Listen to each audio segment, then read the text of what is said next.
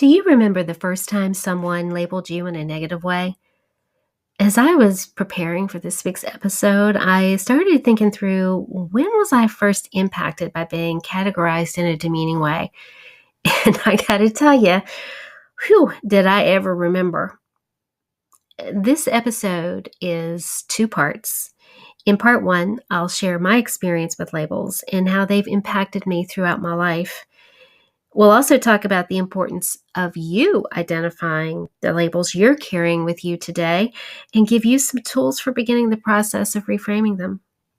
Then next week in part two, we'll focus on creating a plan for strategically shutting down your labelers and taking control of your narrative. We got lots to talk about, so let's go.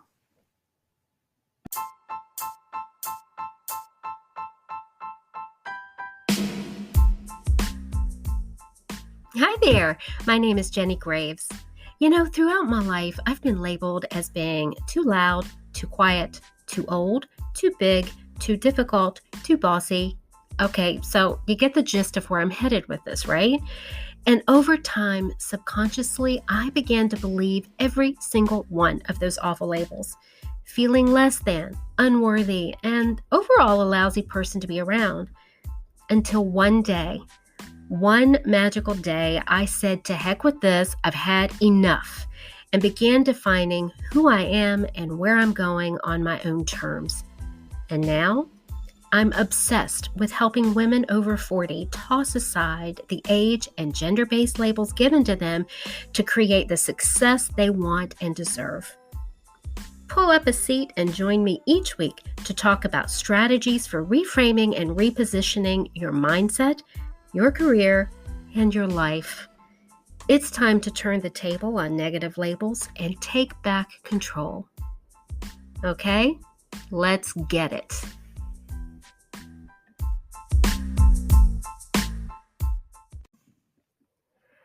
I have to be honest, going through a lot of memories about when I first started carrying the weight of negative labels was really hard this week.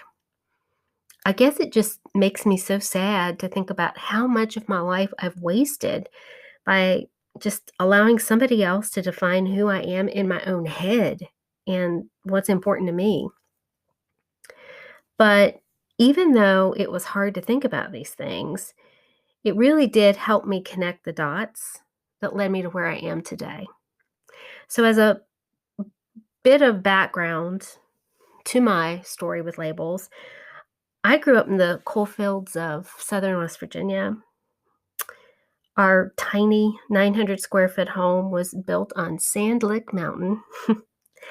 We really didn't have much, but we had more than most in the area at that time. My mom was a stay-at-home mom, and my dad was a civil engineer for the state. And I always felt like an oddball because most of the kids I went to school with came from coal mining families. And if you don't know much about coal mining, I can tell you that it's hard and dangerous work. Now, coal mines have done a lot of work over the years to improve their safety, but no matter what, it's still dark, dirty, and can be deadly.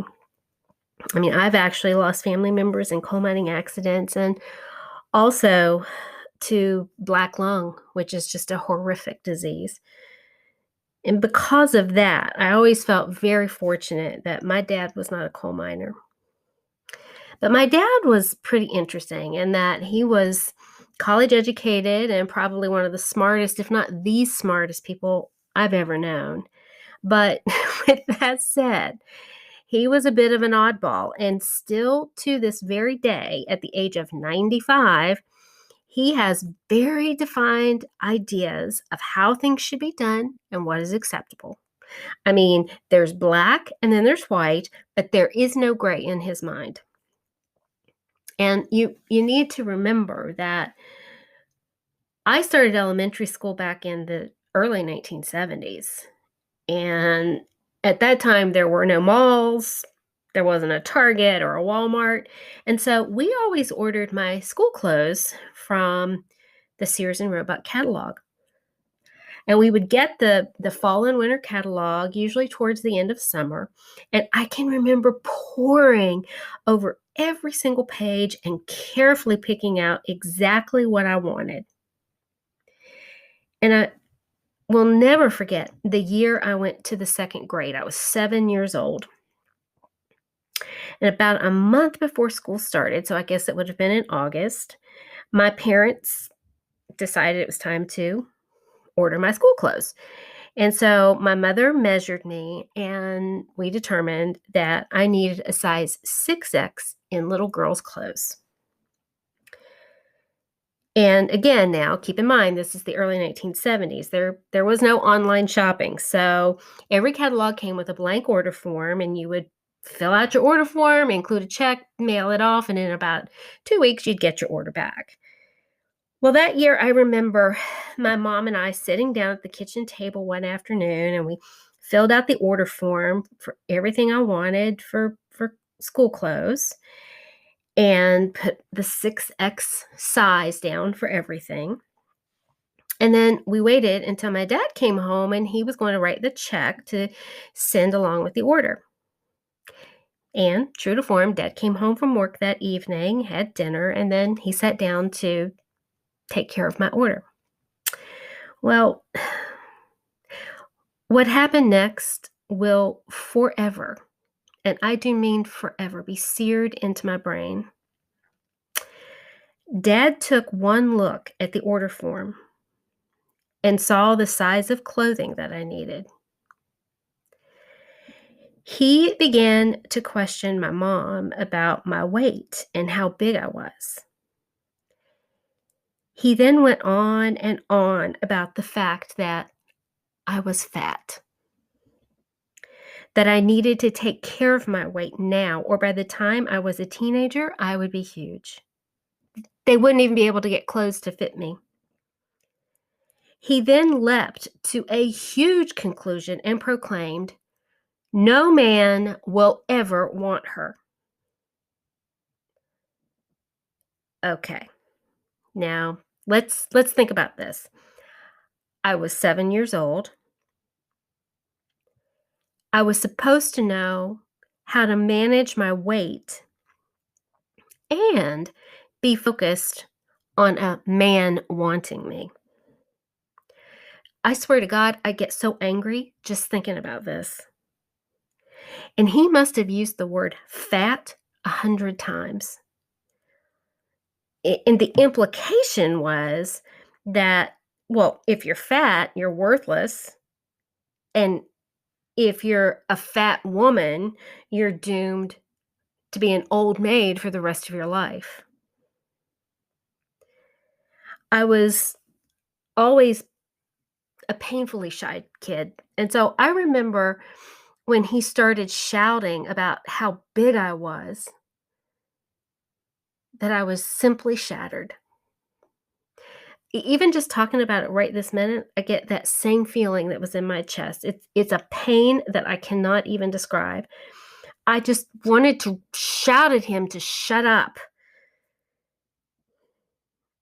I remember going to my bedroom and crawling under the covers and burying my head. I just wanted to flatten myself out. I just wanted to make myself small.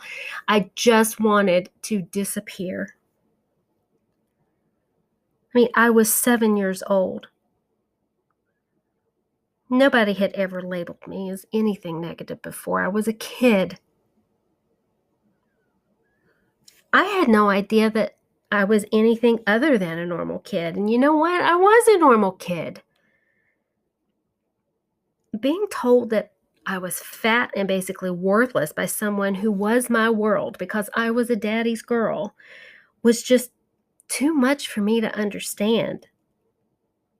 And then what made it even worse was that I remember mom coming in to check on me and not understanding why I was so upset. Because she had grown up painfully thin, and her mother had told her that she was too skinny and pretty much had berated her about being underweight.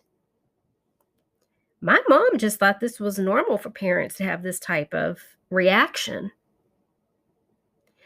And you know what the ironic thing is?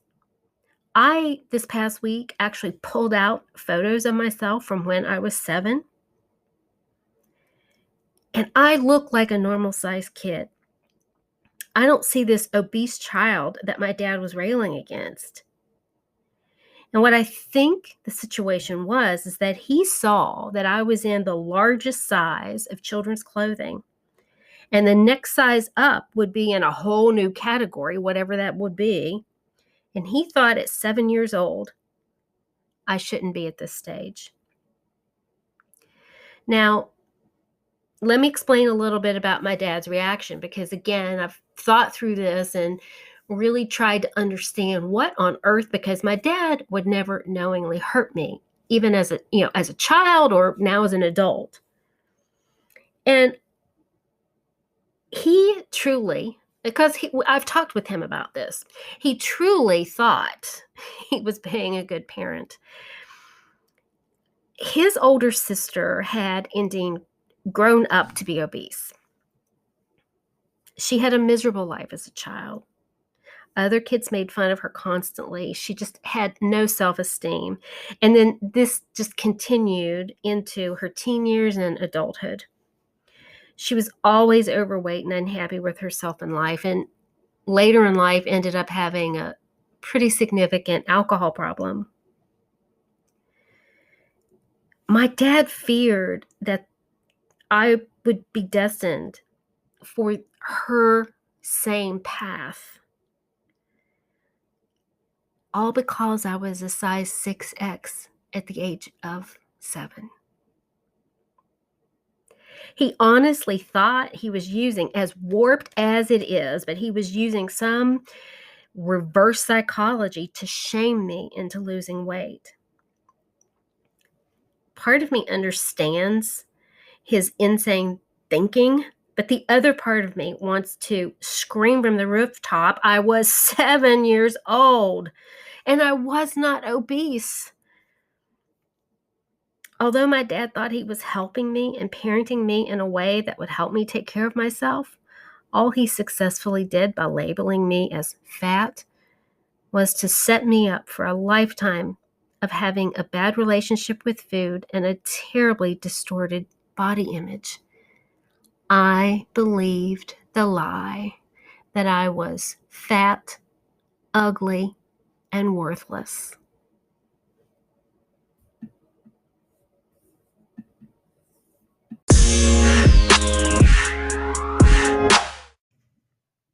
Hey guys, I'm so excited to tell you about this week's sponsor.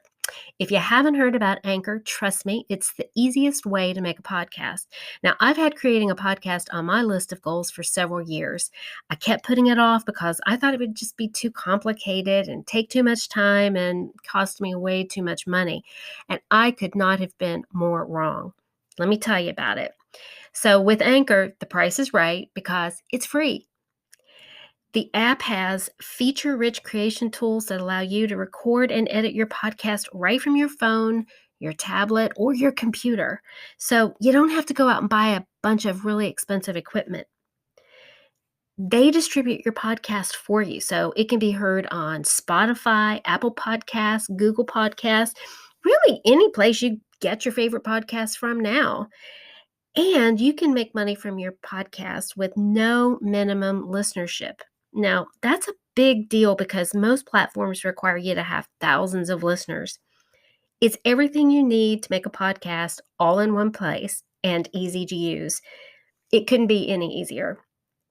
So, download the free Anchor app or go to anchor.fm to get started. Now, this is definitely not a weight loss podcast or even a weight loss message. I tell you this story because it's representative of what goes on every day for women. And it probably goes on for men too, but I'm not a man and I don't know their experiences. Every day, women are boxed in by others. Well-intentioned or not, it doesn't matter. We are boxed in by the untruths others tell us. We believe the lie and we internalize it.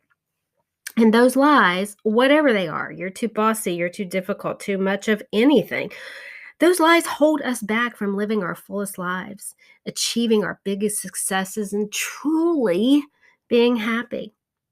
I know this firsthand. It's been the story of my life since the day I was 7 years old. When somebody labels you in a derogatory way, you have to look at their motivation before you can really process it.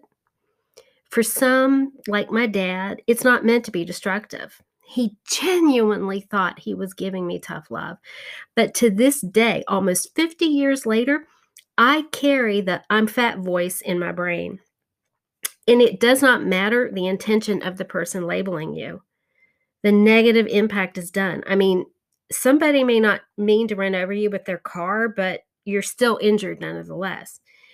But understanding where your labeler is coming from can help you process it, get to the underlying issue, and help yourself begin to see it's not true.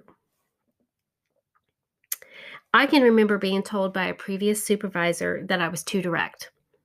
You need to soften up your message when you're communicating with the guys, he said. Your message is usually spot on, but you got to be softer if you want them to receive it. You're just too direct. Now, let me give you the background and set the stage on that. So at the time, I was working for a large Fortune 100 technology company. I was the only woman on the leadership team. All of my peers were men, and they were all primarily engineers. My supervisor was the president of our business unit. And Lord, things I could tell you about my experience with this guy. It was clear that he had never worked with women before, and our interactions were usually extremely awkward. Given that women are woefully underrepresented in the technology field, the majority of the men I worked with didn't know what to do with me. They had never worked with a woman who was their equal, who was their peer before. And I know for younger people, this seems almost impossible to believe. I mean, it was just a few years ago, but it's true. So the motive, his whole motive behind the you're just too direct came from my manager hearing from my male counterparts that I was too tough. I didn't sugarcoat interactions with them. I didn't fit the mold of how they thought a woman should be or act. I mean, their wives probably were not direct. Their girlfriends, their sisters, they didn't view those people as their equals. And therefore, I was really some oddball to them, and I was mean. And of course, my boss was far more bonded with them, one of the guys. And so he believed them, and therefore I had to be the problem. I was the one that was mean. I was the bad, scary woman. So did figuring all this out make me less pissed off? No.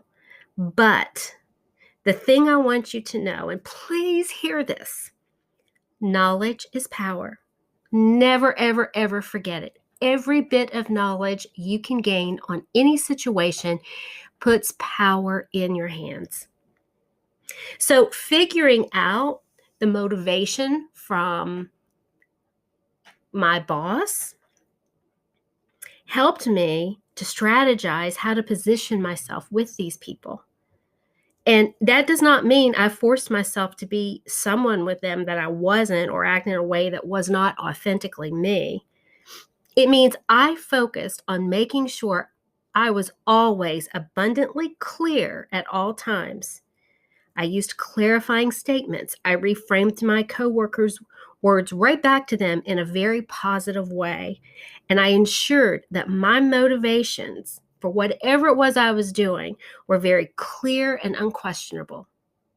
I made it impossible for them to say that I was being mean or too direct or too bossy or too whatever.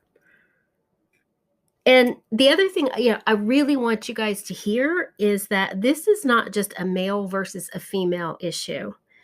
This is not a man bashing podcast. I've experienced labeling from both men and women.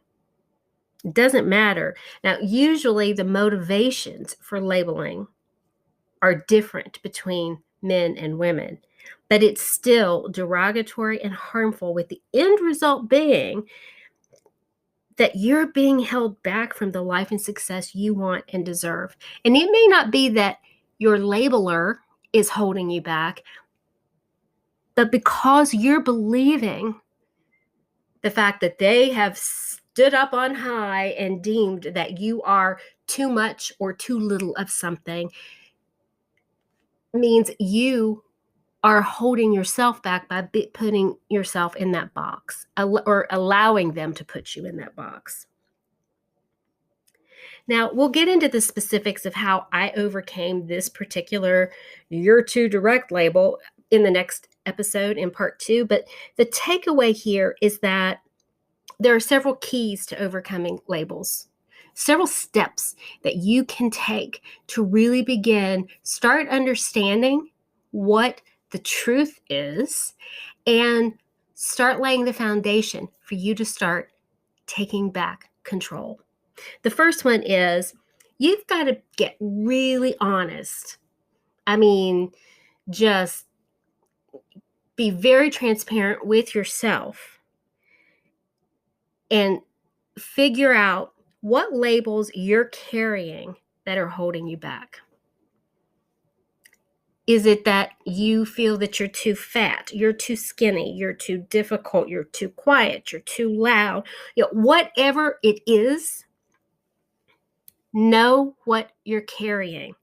It's a 10,000-pound weight on your back that is holding you back. Identify it. Do it now. The next thing is understand, where did that originate? Who labeled you that way? And what was their motivation? How did you come to believe this?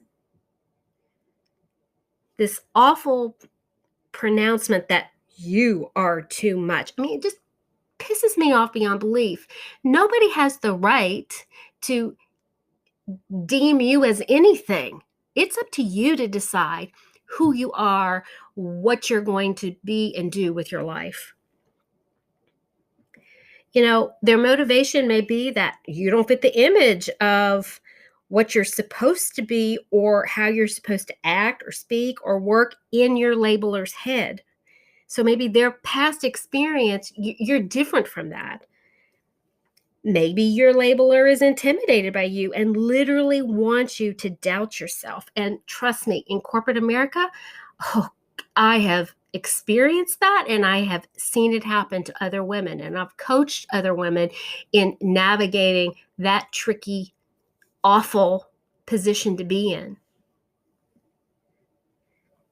Whatever it is, identify your labeler's motivations and underlying issues. Because once you understand the motivation, your brain will begin to recognize that label you've been carrying around for the last 5, 10, 15 lifetime of years, it's just a big, fat, bald-faced lie. And then finally, the third thing that you can do to begin overcoming this box you've been put in, create a plan for stopping your labelers in their tracks. Now, I call this my FU plan, and this is a G-rated podcast. I won't go into what FU stands for, but you probably are knowing what that means. So in my example with my dad, I was 7 and I was powerless to overcome his pronouncement of my impending worthlessness and my sentence to being an old maid.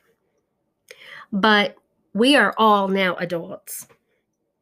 You're bright, smart, and fully capable, and you have every right to be who you are on your own terms. And because this step is the one I see so many women get stuck on, we're going to have part 2 next week. It's a full episode focused really just on creating your FU plan and setting yourself up for success on your terms and defining who you are and who you want to be.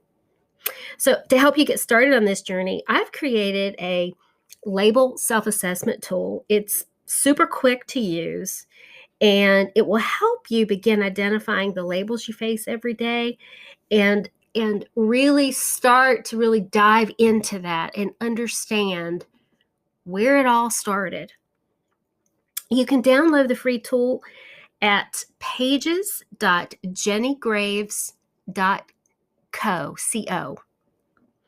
Or you can just get it directly from today's show notes, wherever you get this podcast. Guys, knowledge is power. And the best place to start is really peeling away the layers of doubt, negative self-belief, and all the frustration, just to understand how you got there. Don't hold back. No one else will see this important work that you're doing. So don't be shy. Peel away those layers. Honestly, take a deep, deep look at the false beliefs that you've been believing. If you work on that this week, and then next week, we're going to together create your very own plan to start shutting down those who give you all the negative labels and begin the process of taking back control.